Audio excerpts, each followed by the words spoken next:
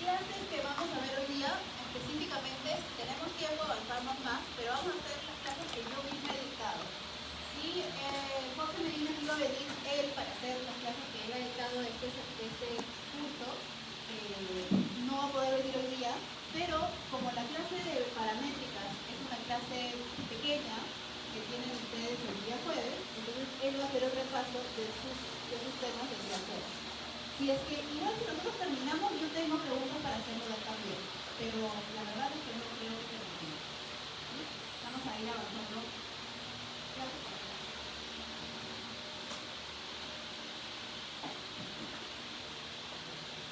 Entonces, vamos a hacer primero valor P, errores tipo 1 y 2, potencia estadística e intervalos de confianza. Esta es una clase que ya hicimos en el parcial. O sea, esta clase ya se tomó como tema en el parcial.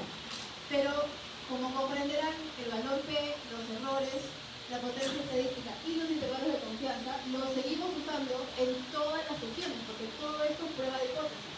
Así que es imposible que yo no tome de esto, porque todas las sesiones de la 7 en adelante consideran estos temas, estas definiciones, para poder hacer las interpretaciones. ¿Okay?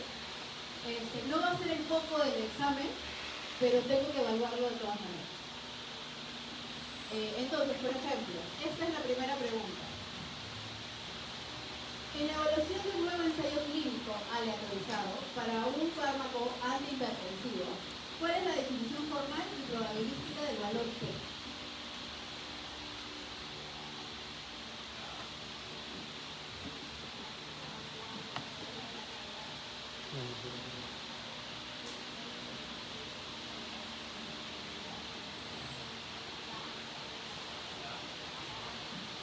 ¿Ah, dicen?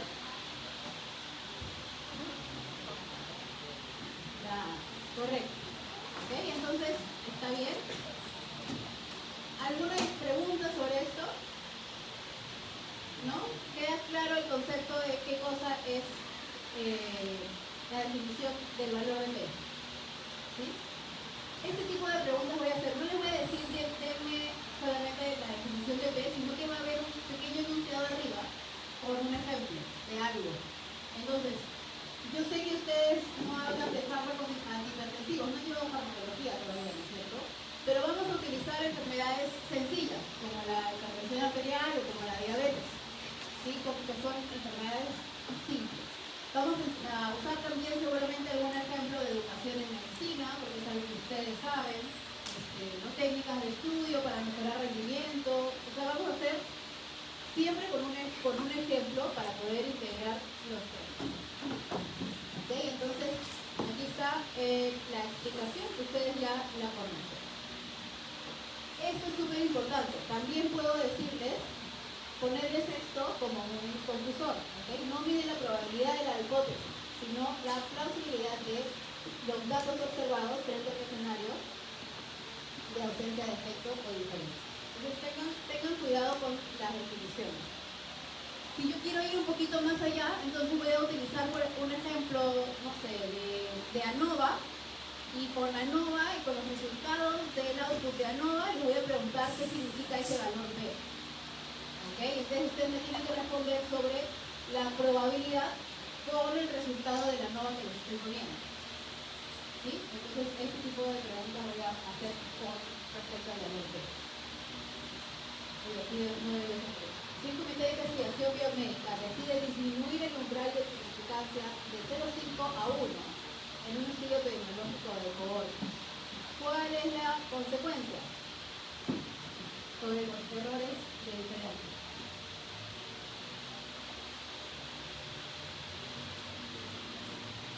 ¿La C dicen? ¿Sí? ¿Por acá? ¿Bien? La C. Bien. Entonces, ¿tienen los conceptos claros? Sí están con los conceptos claros. Errores y valores P los puedo preguntar en cualquiera de los temas que hemos visto hasta ahora. Supongo un estudio donde se evalúa un nuevo medicamento para hacer.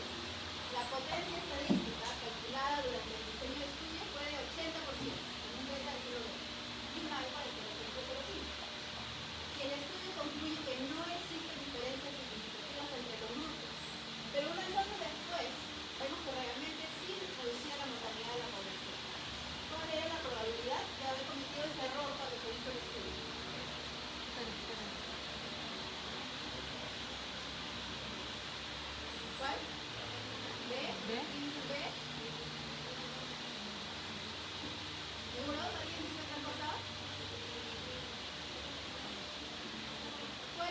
probabilidad de haberse equivocado. El estudio decía que no existen diferencias significativas, pero después de unos años vimos que de verdad sí existían.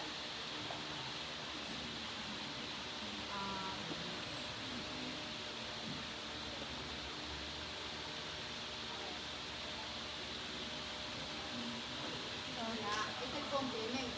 El complemento de poder. A ver. ¿Sí saben lo que es complemento, no? 0.8, el complemento de 0.2 tiene que llegar hasta 1. ¿Okay? Entonces, no detectar un efecto real constituye el error tipo 2. ¿Sí? Esa podría ser una pregunta de examen, por ejemplo. Preguntarles esto mismo y decirles cuál es el error que se cometió. Ahí les digo es el error tipo 2, o beta. Y como la potencia es 1 menos beta, y la potencia se la estamos poniendo ahí como 80%, entonces es el complemento. 0.2. También les podría haber puesto 20%. ¿Sí? Cualquiera de las dos respuestas hubiese sido correcta. 0.2 o 20%. ¿Bien? ¿Se entiende por qué?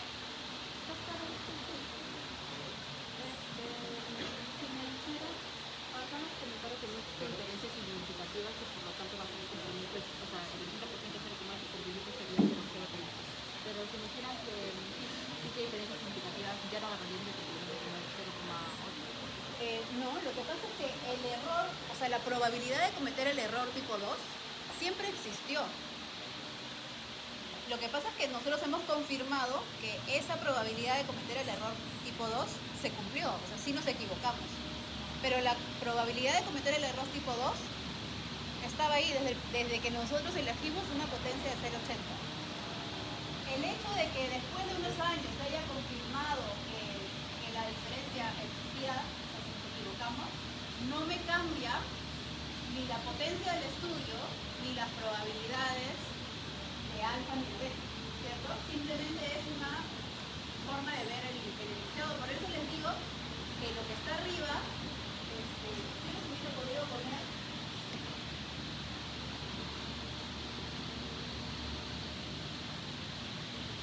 toda esta parte y preguntarles cuál es la probabilidad de cometer el error tipo 2. ¿Sí? Sin toda esa cosa. Aquí es lo que se podría poner. ¿Se entendió? El estudio ya se hizo, ya tuvo una potencia estadística y el hecho que años después se confirme algo o no, no me cambia las probabilidades. ¿Sí?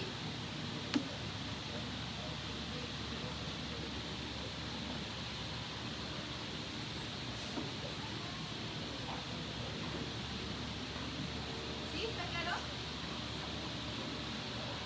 Bien. Un estudio epidemiológico con una muestra amplia estimó la diferencia de medias de capacidad de PDL entre dos grupos terapéuticos con un intervalo de confianza entre menos 5.2 y 12.4. ¿Cuál sería la decisión estadística?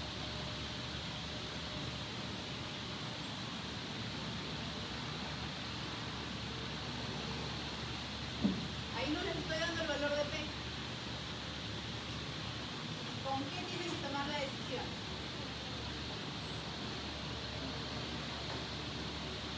De ese enunciado, ¿cuál es lo que nos da la información si se rechaza o no se rechaza el error? ¿Por qué no se rechaza? Porque estamos en un intervalo de confianza, eso es lo que me da la información, y dice que la diferencia por un lado es negativa y el rango va desde lo negativo hasta lo positivo. O sea, incluye que mejoró y también incluye que no mejoró. Entonces, no rechaza el error. Esto sería equivalente a tener un P mayor que 0.05. El rango de probabilidad es muy amplio. El rango del intervalo de confianza es muy amplio e incluye el efecto nulo. Y por lo tanto, no puedo rechazar la hipotética. Entonces, la E no se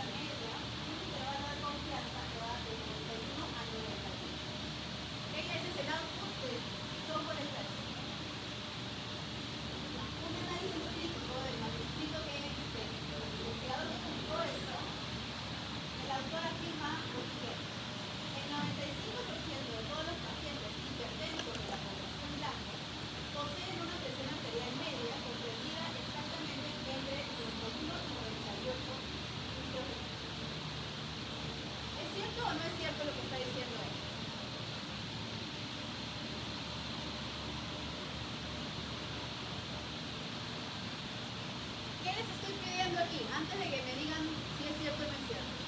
¿Qué les estoy pidiendo? ¿La definición de qué? La definición del intervalo de confianza. Él está hablando sobre el intervalo de confianza. ¿Ok? Entonces, ya sabiendo eso, ¿es correcta esa definición del intervalo de confianza con ese ejemplo específico? No. ¿Por qué? ¿Qué cosa es el intervalo de confianza? ¿Ok? Pero ¿cómo se define el intervalo de confianza?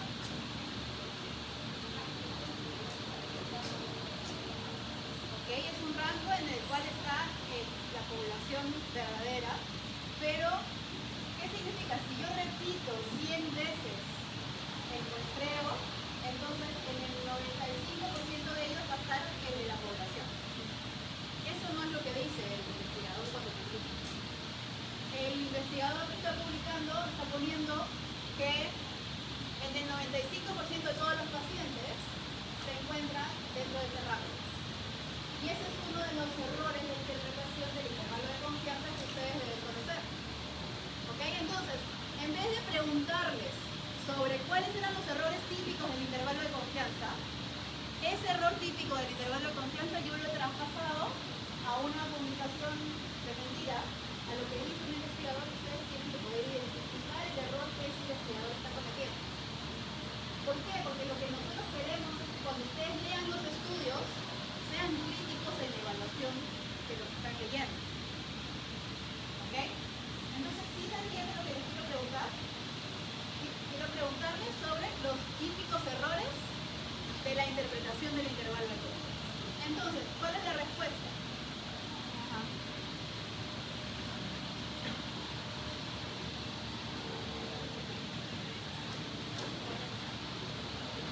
Exacto. La A es la B. ¿Y por qué? La explicación. El intervalo de confianza acorta la localización probable del parámetro poblacional. Afirmar que contiene el 95% de los estudios no es correcto. ¿Qué es el 95%? De todas las muestras que yo haga. Si yo hago 100 muestras, 95 de ellas van a contener el parámetro poblacional.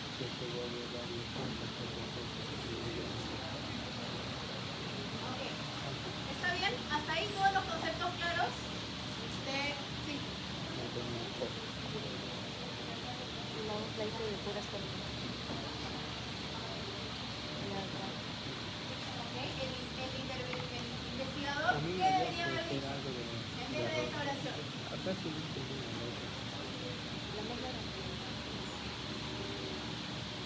Podría ser bien teórico y decir que haber repetido la muestra 100 veces, 95 de ellas tendrían el parámetro poblacional dentro de ese.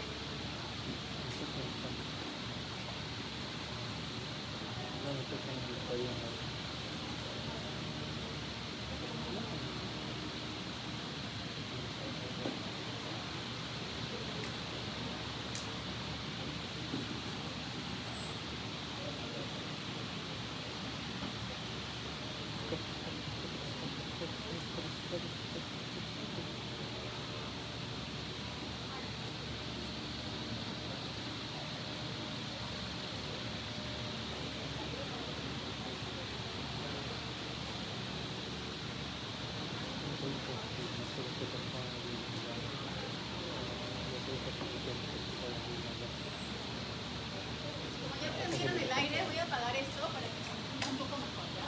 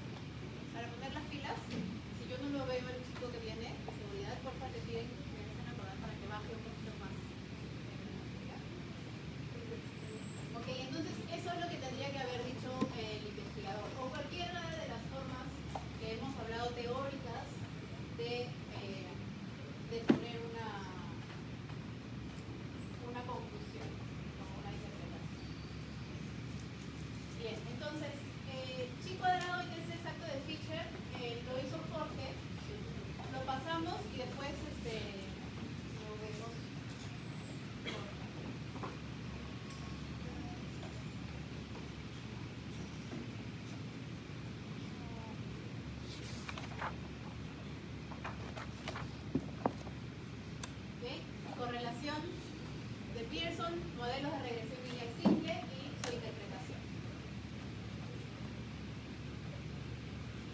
¿Qué propiedad matemática específica diferencia el coeficiente de correlación de Pearson, o R simple, del coeficiente de determinación, R cuadrado, en un estudio de asociación paramétrica entre dos variables biomédicas cuantitativas continuas?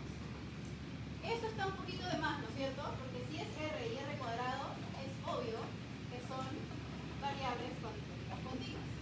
Eso ni siquiera tendría que poner. Pero en todo caso, ¿qué es lo que diferencia el R del R cuadrado?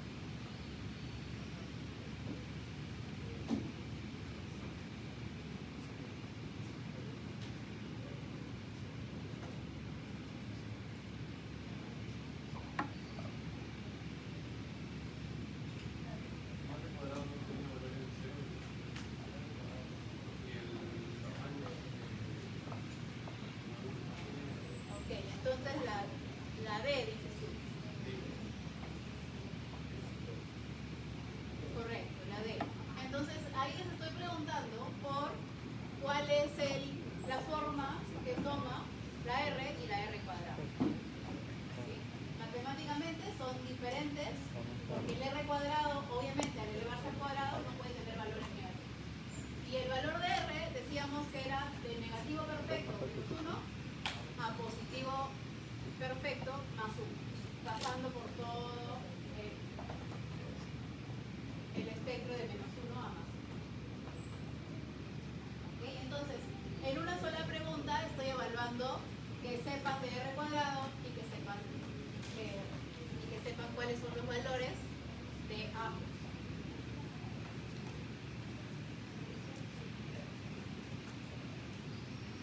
El coeficiente de correlación de Pearson evalúa dirección, por lo tanto sí tiene el signo, por eso es importante que sea de menos 1 más 1. Y cuando se eleva al cuadrado es imposible que mantengan los valores negativos. ¿Qué nos dice el R cuadrado? ¿De qué nos habla? ¿Cómo se interpreta? Si yo les digo un R cuadrado del 20%,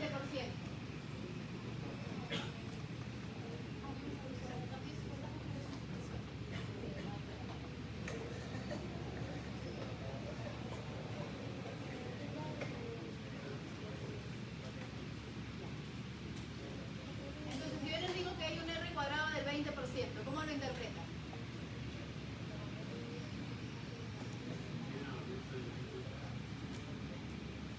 Hay una varianza del 20% ¿de qué? De la variable dependiente. ¿Qué más?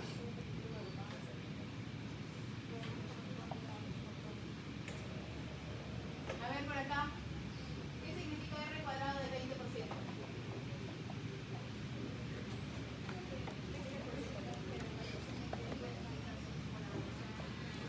Exacto. Que el 20% de la variación en la variable dependiente es explicada por la variable independiente. Solo el 20% de X explica, perdón, solo el 20% de Y es explicada por X. Hay 80% de la variación en la dependiente que lo explican otras cosas. ¿Cierto? Entonces, si yo quisiera hacer una pregunta sobre R cuadrado, yo puedo, aunque no lo estemos viendo en ese momento, yo les puedo poner un modelo de regresión múltiple donde consideremos varias variables y les pregunte por el R cuadrado específico de una variable. ¿Sí? Porque estaríamos viendo que hay varias variables que influyen. Un estadístico modela la relación entre el índice de masa corporal, que es la variable independiente, y la presión arterial sistólica, que será la variable dependiente. La ecuación de regresión lineal simple está estimada así. Recordamos que es Y es igual a más dx. Calcule la presión arterial sistólica esperada para un paciente que tiene un IMC de 30. Básicamente, ¿qué tiene que ser ahí? Cambiar, reemplazar simple, ¿no es cierto? Es bastante sencillo. ya está la respuesta, ¿no? 125. ¿Ok? Este tipo de preguntas también voy a hacer, porque es interpretar. Pero en ese mismo sentido, yo les podría preguntar por qué significa el Bx, o sea, qué significa el 1.5x. Es la pendiente. ¿Cómo interpreto esa pendiente?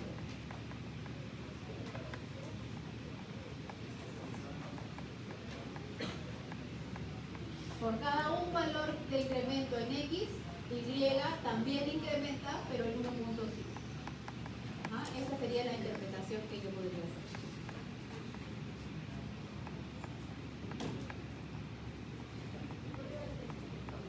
¿Sí? Si yo aumento x en un punto, y x es en este caso IMC, si yo aumento un punto en el IMC, entonces la presión arterial sistólica va también a aumentar. ¿Por qué? Porque está en positivo, pero en 1.5 puntos. O sea, aumento un punto en X, Y aumenta 1.5 puntos.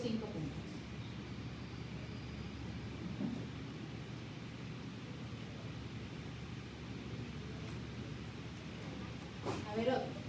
Un estudio analiza la relación entre las horas de privación de sueño, que es X, y el tiempo de reacción en milisegundos, Y, mediante un modelo de regresión lineal simple. Cuando se procesan los datos, se obtiene la ecuación Y igual a 200 más 15X. Indique la interpretación correcta del coeficiente de la pendiente.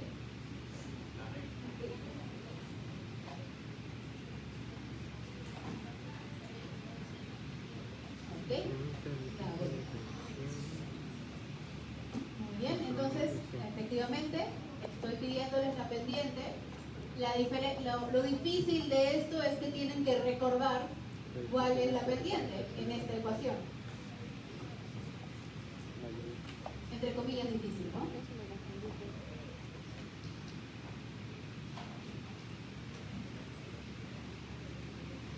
entonces la explicación.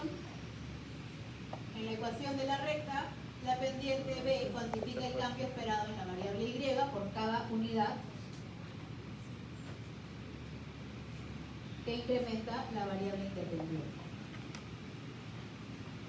Al ser más 15, entonces me dice que un aumento en una unidad de X aumenta 15 unidades en Y. A ver, un segundo.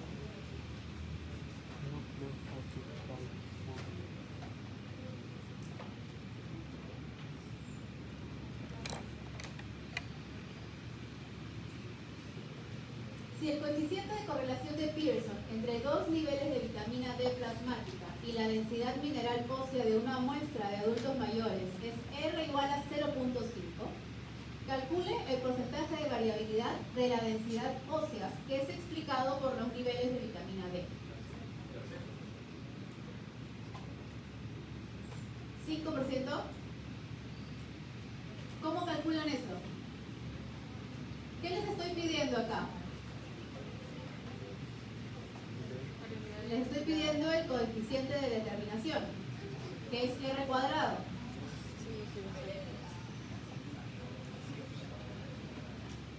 Entonces, ¿cuál es? ¿Por qué? Porque es 0.5 al cuadrado. R, arriba te lo estoy poniendo, salió 0.5. Y yo te estoy pidiendo el coeficiente de determinación. Te estoy pidiendo el R cuadrado. Y ahí simplemente tienes que elevar al cuadrado. ¿Ok? Entonces, cuando hablamos de temas matemáticos para calcular, así va a ser, súper sencillo, súper simple. Sí va a haber un poco de matemáticas, un poquito mayor de matemáticas para las probabilidades del último tema, de supervivencia, análisis de supervivencia. Porque ahí hay un poco de probabilidad de quiénes se estudian, quiénes se van, quiénes llegan al evento.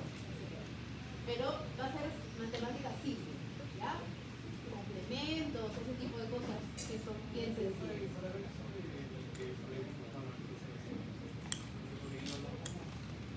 Vamos a llegar, tenemos preguntas.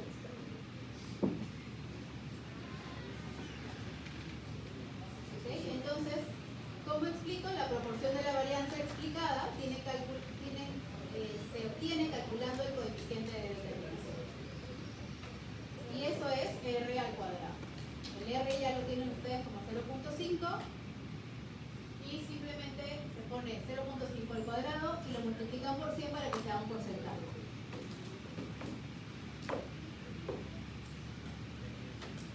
¿Okay? Y esa es parte de la interpretación.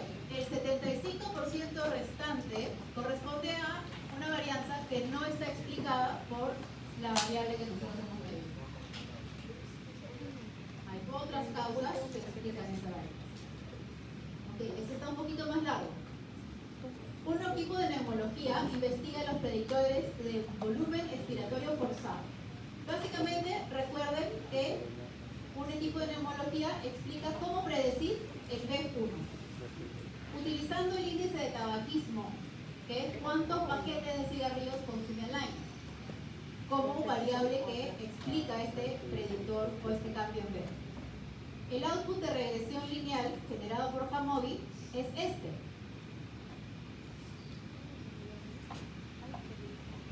¿Okay? Entonces, este es, recuerdan, el intercepto, los paquetes por año, esta es la estimación, el error estándar, el valor T, que ustedes en las sesiones, en los años anteriores lo que hacían era calcular a mano, que es el T calculado, y yo les estoy dando aquí el valor P.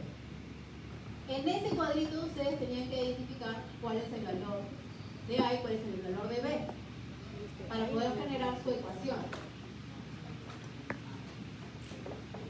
¿Cierto? Entonces, generen su ecuación con eso.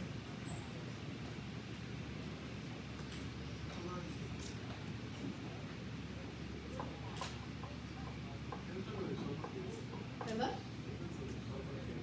Eso es un output de software. O sea, cuando yo meto mis datos al software estadístico, este es el resultado que me da. Y en la clase teórica yo les puse cuál era A y cuál era B, cuál de las celdas estaba disponible. ¿Ok? 25 en negativo y 3500. ¿Cierto? Pero ¿cuál es A y cuál es B? Porque yo tengo que poner en esta forma, ¿no es cierto? 25 es B y 3500 es A. ¿Okay? Entonces voy a poner ahí. Además me están diciendo cuántas personas hay en el estudio, me están dando el valor de R, el valor de R cuadrado. Entonces, ¿cuál es la respuesta?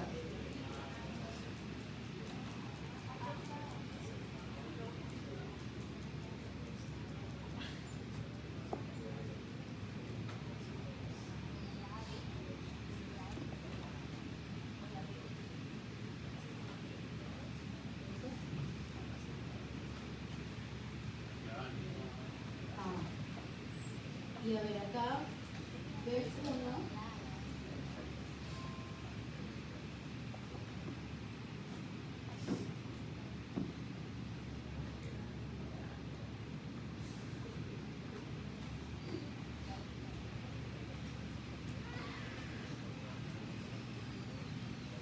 Sí, estas dos son la A y la B.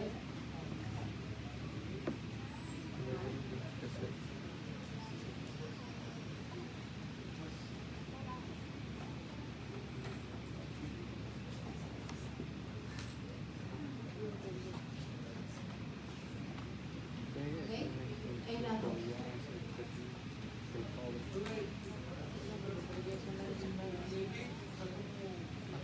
Porque tenemos que llegar a Y igual a A más BX.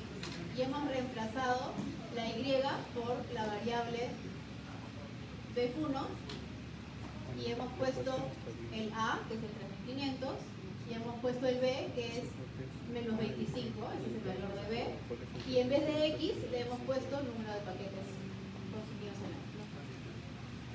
Hemos reemplazado lo que realmente estamos usando en el estudio para generar nuestra ecuación.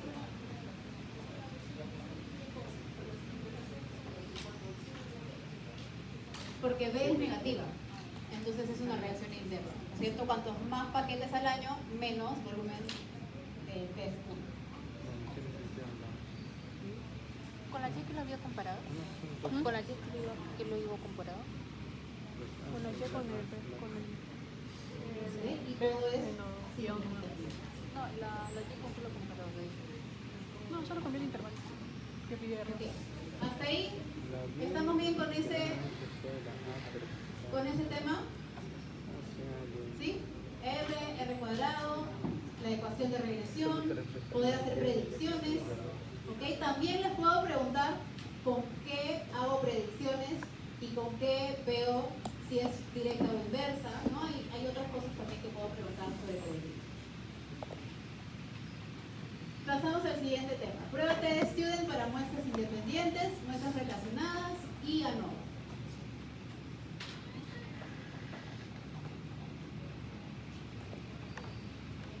Al diseñar un protocolo de investigación clínica para evaluar la efectividad de un nuevo fármaco hipoglucemiante, eso significa para bajar la glucosa,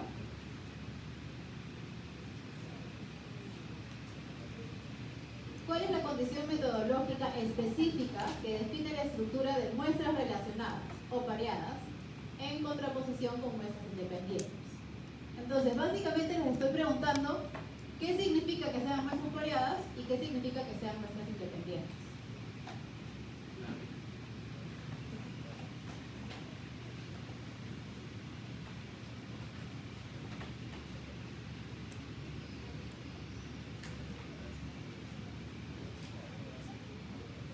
A ver, por acá dicen B.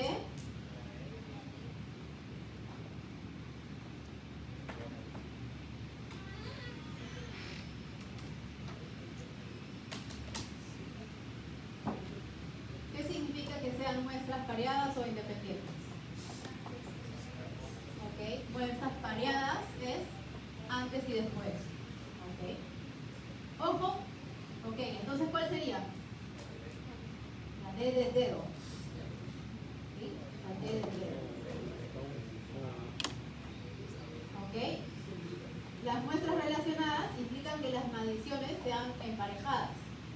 Y aquí les explico un poquito más. El caso más habitual es antes y después. O sea, en el mismo sujeto de estudio, mido antes, hago la intervención y vuelvo a medir después. Eso es lo más directo, lo más común. Pero también existe otra forma de muestra pareada o de student pareada.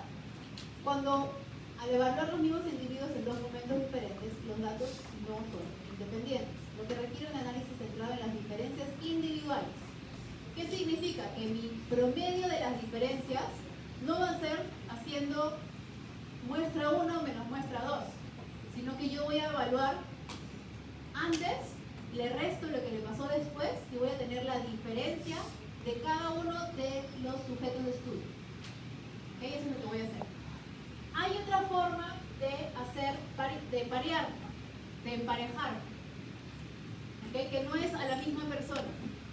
Implica que yo en mi muestra 1 obtengo un grupo de personas y en mi muestra 2, en vez de que sea totalmente al azar, escojo una persona que sea igualita a la primera persona de la muestra 1. Es decir, si escogí por azar una mujer de 18 años que tiene diabetes y que se atiende en el Hospital Loaiza, tengo que buscar otra mujer de 18 años que tiene diabetes y que se estudia en el Hospital Loaiza. Puedo también hacer un pareado buscando que cada uno de los personas de la muestra 1 tenga su equivalente en la muestra 2. Esa es otra forma de hacer un T pareado. Pero el más común es el antes y después. Ok, otro. Un equipo de nefrólogos evalúa el cambio de la presión arterial sistólica en un grupo de 25 pacientes que hicieron hemodiálisis. Comparamos los registros pre-sesión y post-sesión. Se hace una prueba de student para muestras relacionadas, obviamente, antes y después, para determinar si existe reducción significativa. Indique los grados de libertad numéricos exactos que corresponden a esta distribución de probabilidad. Entonces les estoy pidiendo que me digan cuáles son los grados de libertad de un estudio pareado con 25 pacientes. Por ahí dicen 24. A ver, aquí yo debí poner en las otras opciones debí poner 23 arriba. ¿Ok? Lo voy a poner en la siguiente examen. Pero aquí es obvio que es 24, porque es una sola muestra y le tengo que restar entonces un solo valor, un solo punto para obtener el grado de libertad. Pero si fuese también, si yo quisiera hacer los distractores o mejores distractores, hubiese puesto también un 23. ¿Por qué? Porque cuando las muestras no son pareadas, le tengo que restar uno por cada grupo, ¿no es cierto? Okay. Ahorita es 23.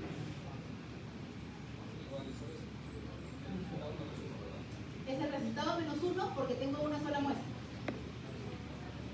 O sea, no el resultado, sino el N25. Con 25 personas en el estudio y es una sola muestra porque a la misma grupo de personas le dicen antes y después. Sí. Sí, si es pareado, el número de personas, de sujetos en el estudio es 18 y es un T pareado, entonces tu grado de libertad es 17. Si son 18, pero tu T de student no es pareado, sino es independiente, entonces ¿qué sería? Menos 2, porque tengo dos muestras distintas. Porque el pareado es antes y después, y el independiente son dos grupos separados de personas. Podría ser enfermos y no enfermos, o podría ser Lima y Chiclayo, ¿no? Dependiendo lo que yo sea, pero antes y después es una sola muestra.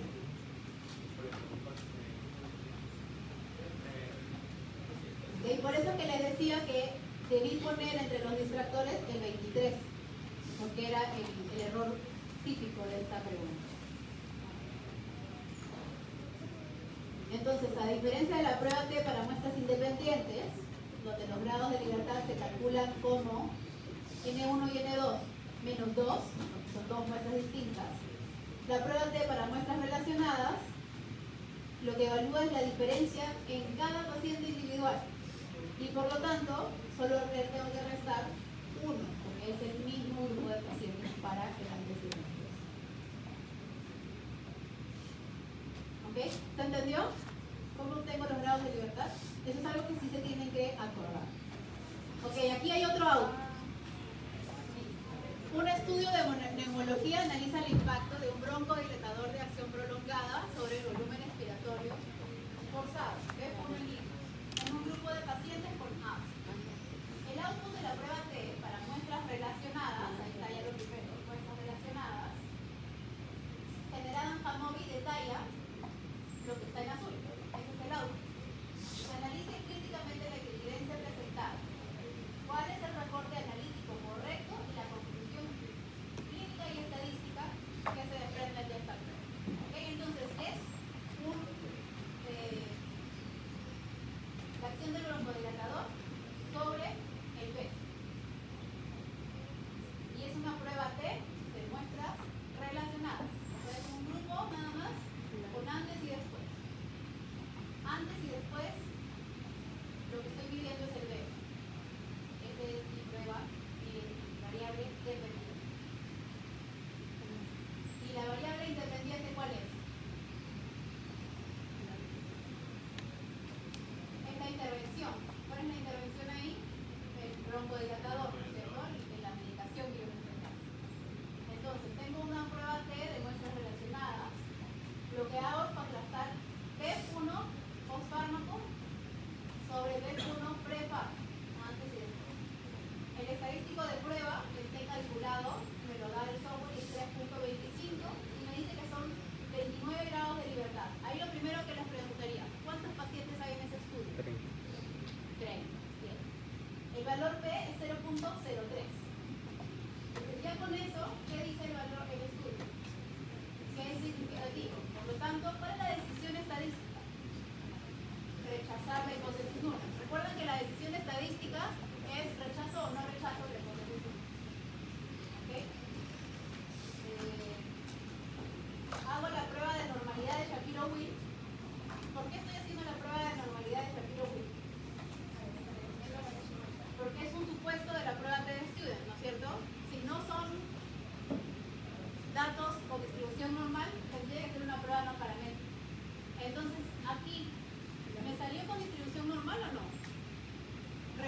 qué es esto de Shapiro-Wilk estadístico 0.9 y el valor P de la Shapiro-Wilk? Entonces, ¿es normal o no es normal estos datos? ¿No es normal? ¿Qué hacía la prueba Shapiro-Wilk? Evaluaba normalidad, ¿no es cierto? ¿Y cuál era la hipótesis nula de la Shapiro-Wilk? ¿Qué decía la hipótesis nula?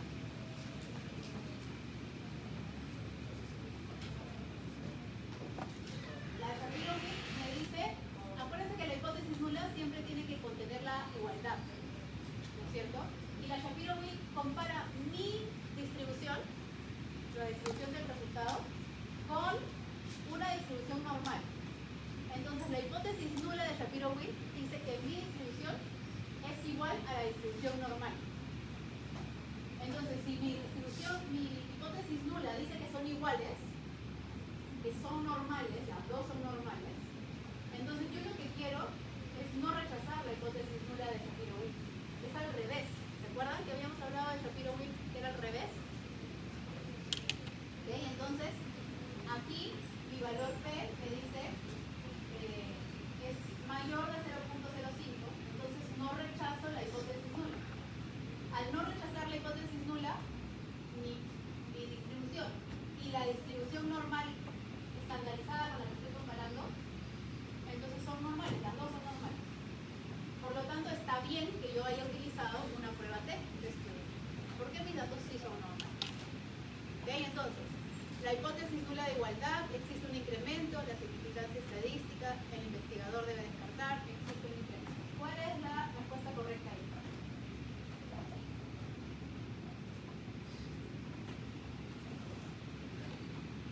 La E. Exacto. ¿Por qué? Porque sí es válido el hecho de haber hecho la prueba T, de que son datos normales, y además porque dio una diferencia de prueba T significativa que la he encontrado con este dato. Entonces, en esto lo que tienen que mirar es cuál es el valor P que vale para la T de Students y cuál es el valor P que vale para Shapiro-Wilk. ¿Sí? Porque ahí les estoy dando dos valores P. Ustedes tienen que poder definir cuál es el que evalúa la normalidad y cuál es el que evalúa la prueba T. ¿Bien? Mayor a 5 por menos. Ok, el output de nuestro valor T altamente significativo, se rechaza la hipótesis nula, el intervalo de confianza dice de 0.26 a 0.04, no incluye el 0, confirma, y los supuestos se cumplen porque son datos normales.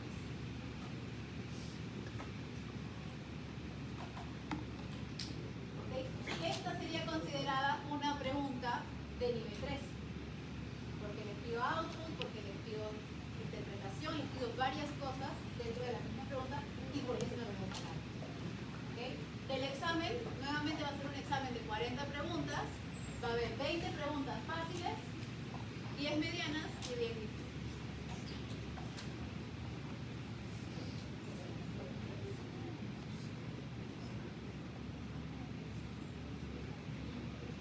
Esta es una palabra difícil, pero que la hemos visto en clase. ¿Cuál es la suposición hemoscedástica fundamental que se debe verificar formalmente antes de interpretar una prueba T de Student para muestras independientes? Entonces, les estoy preguntando qué significa homocedasticidad. ¿Se acuerdan qué significa? ¿Cómo? Que es homogéneo, sí, pero ¿qué cosa es homogéneo? Las variables no, las varianzas.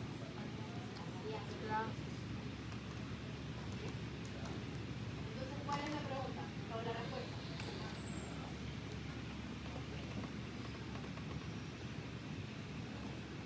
La A. Entonces, si yo les hiciera un dibujito y les dijera, quiero comparar mi muestra 1 versus mi muestra 2. Eso es varianzas iguales. Entonces, en este caso que estoy dibujando ahorita,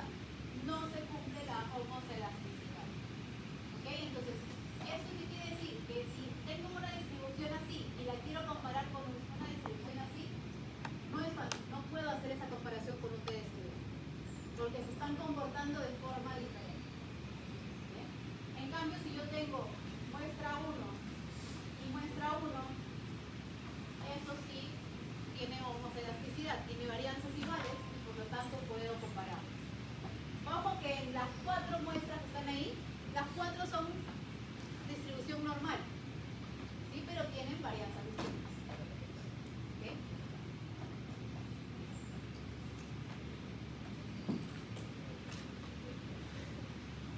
La prueba de TDSQ clásica muestra muestras independientes, asume homoselasticidad, igualdad de varianzas. Si este supuesto se viola, debería ser una corrección para modificar los grados de libertad de elección. Entonces, eso es lo que tienen que hacer. Esto no se los he enseñado, no se los voy a preguntar, simplemente es un poquito más allá de qué pasa si encuentro varianzas distintas.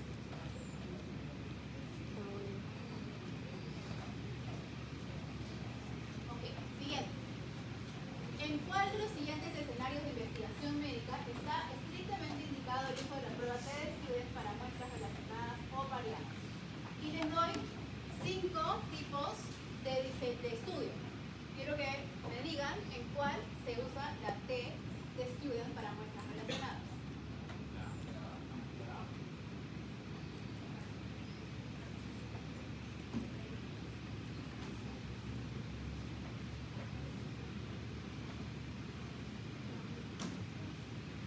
Bien.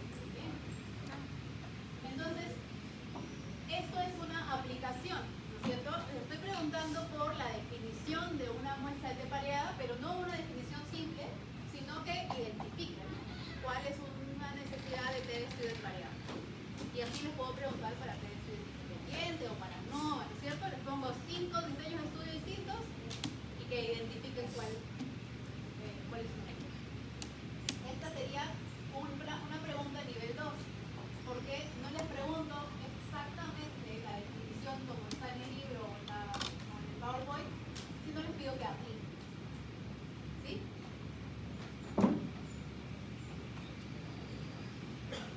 ¿Ok? Esto ya lo saben, lo vieron fácil.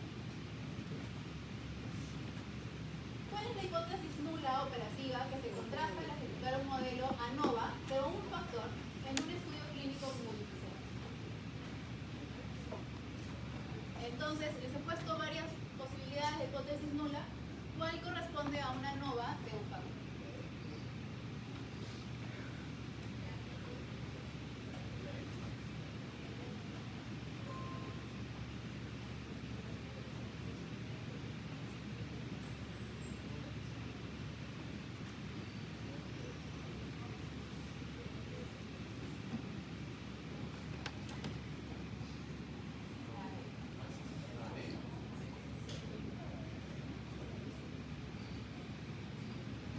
Porque aquí yo lo que voy a hacer es decir mu1 es igual a mu2 es igual a mu3.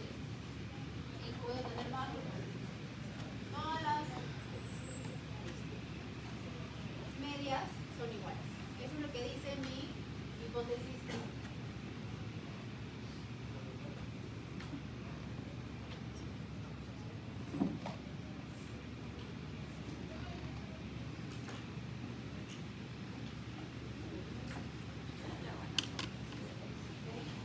El ANOVA de un factor evalúa de manera global sus múltiples medias poblacionales son la hipótesis nula siempre postula la igualdad. Recuerden que la hipótesis nula siempre tiene que tener el signo igual.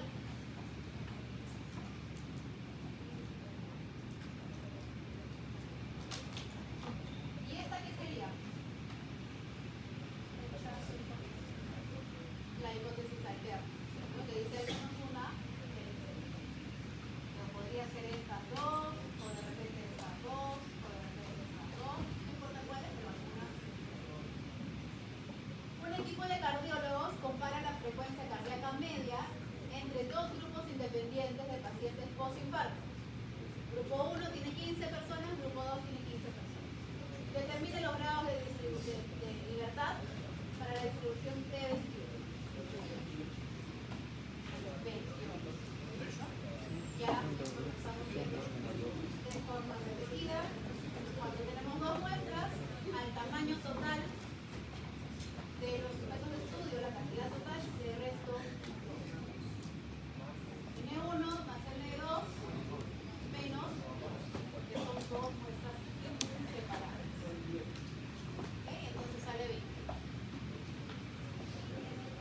Ok.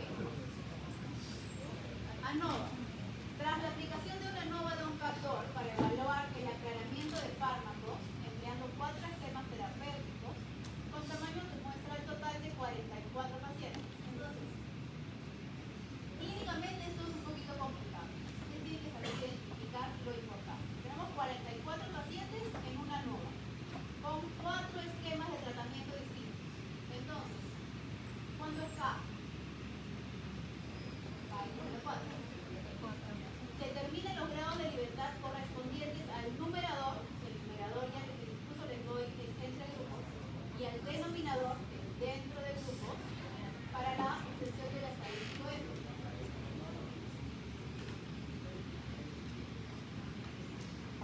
¿Ok? Entonces ahí tienen que recordar cómo se sacan los grados de libertad entre grupos y cómo se sacan los grados de libertad dentro de grupos. ¿No? ¿Sí?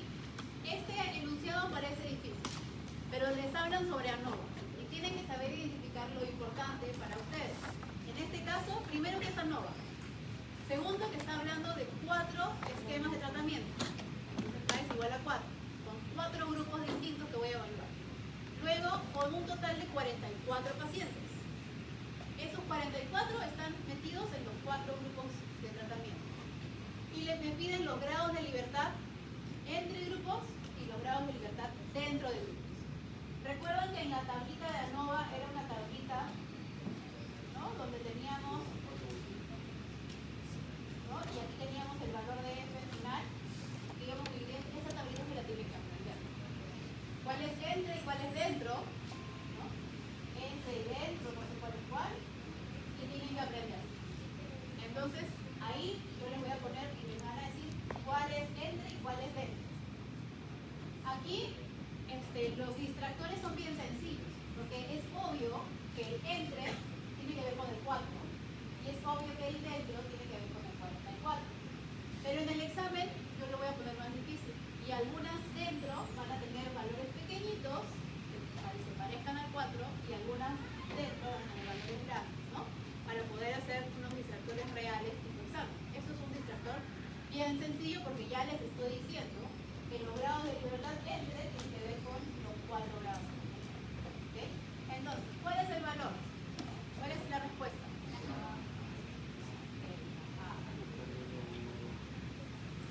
Efectivamente la A. ¿Por qué? Porque el grado de libertad entre es K-1 y grados de libertad dentro es N-K. ¿Ok? Entonces así obtienen ustedes los grados de libertad. Recuerden por favor para el examen, no va a ser tan fácil que todos los entre sean chiquitos y todos los dentro sean grandes. ¿Ya? Entonces, ¿qué tienen que hacer para este tipo de preguntas? Tienen que aprenderse la tablita y saber cómo se sacan los grados de libertad de A.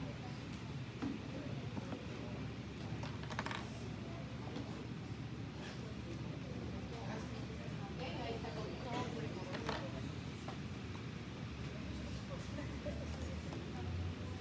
Bien, aquí hay otra pregunta de grado 3, de dificultad, que en realidad no necesariamente es muy difícil, sino que es larga y tiene el output del estudio, por lo tanto ustedes tienen que saber identificar dentro de todo lo que hay ahí, qué cosa es lo que les estamos preguntando.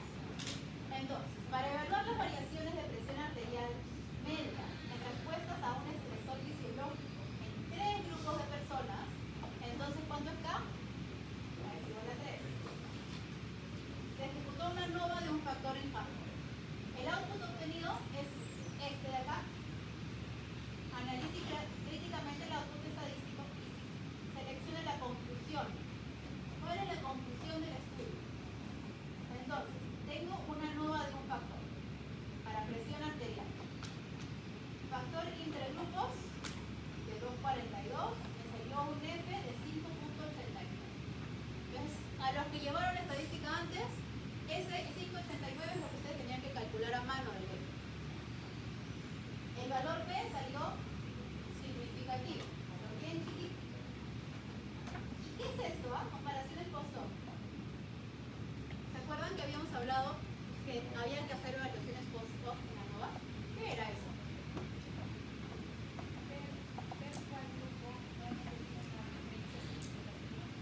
Exacto, porque ¿qué me dice la ANOVA? En la ANOVA me dice que hay uno de ellos que es diferente, pero no me dice cuál. Entonces, por eso es que se hace comparaciones posteriores para los que realmente mi estudio puede ser que no tenga el poder, pero me da una idea. Entonces, estoy viendo cuál de las diferencias es la significativa. Eso es lo que me está diciendo esta parte de la comparación posterior. Está haciendo, comparando el 1 con el 2, el 1 con el 3 y el 2 con el 3. ¿Ok? Entonces, ¿cuál escogen de acá?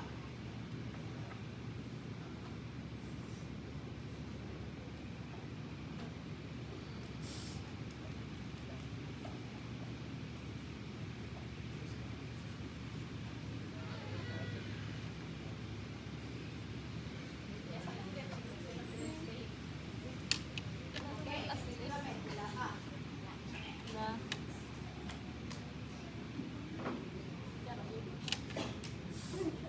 ¿Ok?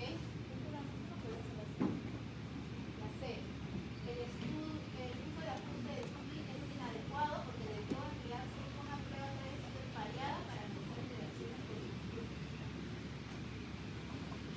¿Por qué pareada? Sí, te estudian, pero no es pareada. Porque son grupos independientes, ¿cierto? Entonces no es pareada. Si no dijera pareada, entonces sí, pero eso es lo que ha hecho. Ha hecho 3 pruebas de estudiantes, pero no pareada.